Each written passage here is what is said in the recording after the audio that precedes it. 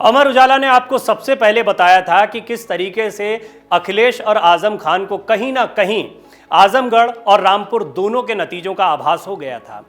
अखिलेश यादव ने लगातार दूरियां बना रखी थी, वो चुनाव प्रचार तक में नहीं गए और इससे ये अंदेशा लगाया जा रहा था कि कहीं ना कहीं अखिलेश यादव नाराज हैं धर्मेंद्र यादव को प्रत्याशी बनाए जाने से, क्योंकि उनकी नज़दीकियां शिवपाल यादव से भी रही हैं और पूरी तरह से आजम खान के खेमे के लिए ये चुनाव महत्वपूर्ण बन गया था। अखिलेश यादव दूर थे, लेकिन इसका खमियाजा समाजवादी पार्टी, अखिलेश यादव, आजम खान सभी को भुगतना पड़ा है।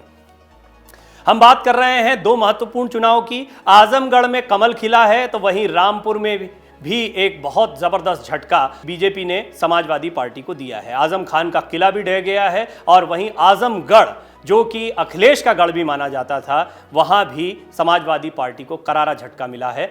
निरहुआ, जो पिछला चुनाव हार गए थे अखिलेश यादव के सामने, उन्होंने दावा किया था कि उन्हें कोई नहीं हरा सकता और उन्होंने एक बार फिर जोरदार वापसी की है। अपनी जमीन को मजबूत करना शुरू कर दिया था। जब उनकी उम्मीदवारी तय नहीं हुई थी, उसी से पहले उन्होंने आजमगढ़ में लगातार लोगों से मिलना जुलना शुरू कर दिया था। उन्हें पूरा विश्वास था कि इस बार आजमगढ़ की जनता उन पर भरोसा जताएगी और रहा सहा खेल बीएसपी के गुड्डू जमाली ने पूरा कर दिया, क्योंकि मुस्लिम मतदाताओं का एक तरफा वोट समाजवादी पार्टी को नहीं मिला। अब भोजपुरी सिनेमा में तो निरहुआ एक स्टार हैं, लेकिन साथ ही साथ राजनीति के भी स्टार बन गए हैं। क्या इनाम मिलेगा, इस पर सभी की नज़र रहेगी, लेकिन भोजपुरी सिनेमा की जब भी बात होगी तो उसमें कुछ कलाकारों का जिक्र ज़रूर होगा। दिनेश लाल निरहुआ बहुत ही महत्वपूर्ण नाम है। निरहुआ आज भोजपुरी फिल्म इंडस्ट्री का चर्चित चेहरा है। फिल्मों के अलावा राजनीतिक क्षेत्र में भी वो अपना सिक्का जमा चुके हैं और अब आजमगढ़ से उन्होंने अपना चुनाव जीत लिया है। निरहुआ ने आजमगढ़ से एक बड़ी जीत दर्ज की है। धर्मेंद्र यादव को पछाड़ते हुए उन्होंने आजमगढ़ सीट पर कमल खिलाने में कामयाबी हासिल की। हालांकि ये टक्कर बहुत कांटे की रही है आखिरी समय तक। कभी समाजवादी पार्टी तो कभी बीजेपी प्रत्याशियों के वोट शेयर ऊपर नीचे होते दिखे। दोपहर 12:30 बजे तक रामपुर और आजमगढ़ सीट पर बीजेपी के प्रत्याशी आगे हो चुके थे। रामपुर से बीजेपी के घनश्याम लोधी और आजमगढ़ से दिनेश लाल यादव निरहुआ आगे चल रहे थे।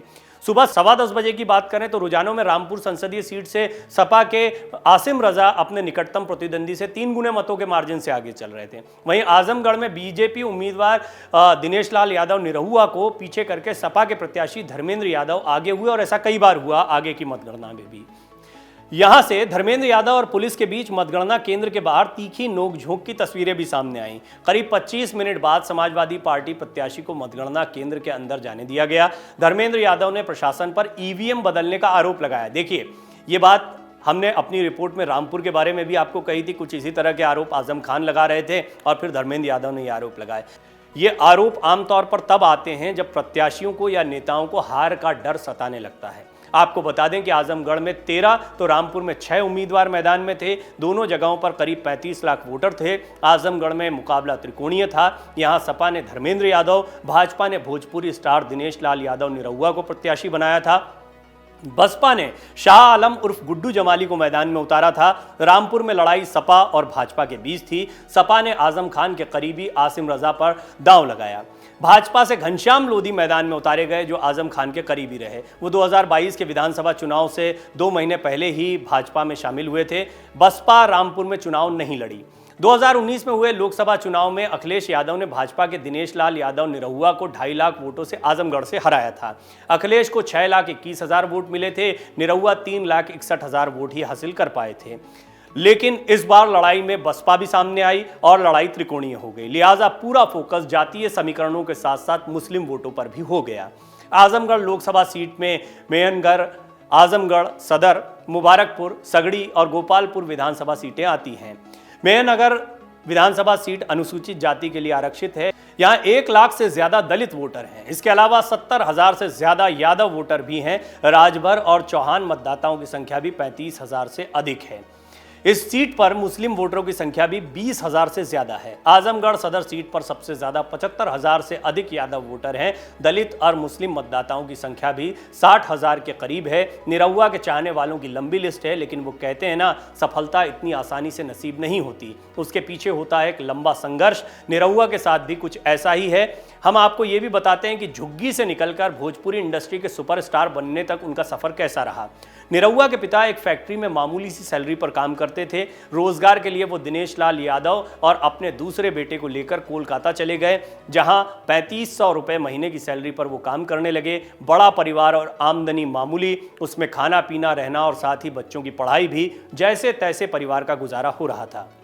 निरहुआ अपने पिता के साथ शहर की एक झुग्गी में रह रहे थे और उनकी मां और बहनें गांव में रहती थीं। शहर परिवार को रास नहीं आया और 1997 में ये लोग गांव वापस लौट आए थे। निरहुआ को शुरू से ही संगीत का शौक था। वो गांव में भैंस पर बैठकर घंटों गाना गाया करते थे। निरहुआ अपने चचेरे भाई विजय लाल यादव से काफ़ी प्रभावित थे, जो कि प्रख्यात बिरहा गायक हैं। बस यहीं से उनको गाने में दिलचस्पी शुरू हुई। निरहुआ का पहला एल्बम निरहुआ सटल रहे बहुत मशहूर हुआ।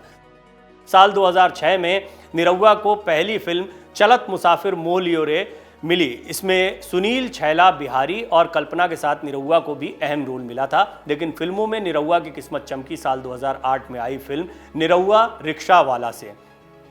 संतोष मिश्रा की लिखी इस फिल्म ने सफलता के नए कीर्तिमान स्थापित किए। पिछले कई सालों से दिनेश लाल यादव लगातार भोजपुरी इंडस्ट्री के नंबर 1 स्टार बने हुए हैं। निरहुआ का फिल्म में होने का मतलब ही सुपरहिट की गारंटी माना जाता है भोजपुरी इंडस्ट्री में। साल 2019 के लोकसभा चुनाव में निरहुआ ने आजमगढ़ से अखिलेश यादव के खिलाफ चुनाव लड़ा, लेकिन जीत हासिल नहीं कर पाए थे। इस बार वो लगातार अपना कॉन्फिडेंस दिखा रहे थे। आजमगढ़ में उन्होंने जमकर मेहनत की। इस मेहनत का परिणाम भी मिला और निरहुआ ने धर्मेंद्र यादव को हरा दिया। हालांकि मुकाबला कांटे का रहा और कहीं ना कहीं गुड्डू जमाली ने भी उन्हें काफ़ी फायदा पहुंचाया है, जिसका अंदेशा पहले से लगाया जा रहा था। मायावती को यहां से जीत की उम्मीद थी, लेकिन वो जीती नहीं। हाँ, समाजवादी पार्टी को हराने में उनकी भूमिका जरूर अहम रही। डाउनलोड करें अमर उजाला ऐप और पाएं खबरें लगातार। अगर आप ये वीडियो YouTube पर देख रहे हैं तो हमारे चैनल को सब्सक्राइब करें और बेल आइकन को दबाना ना भूलें। अगर आप Facebook पर ये वीडियो देख रहे हैं तो हमारे पेज को लाइक करें।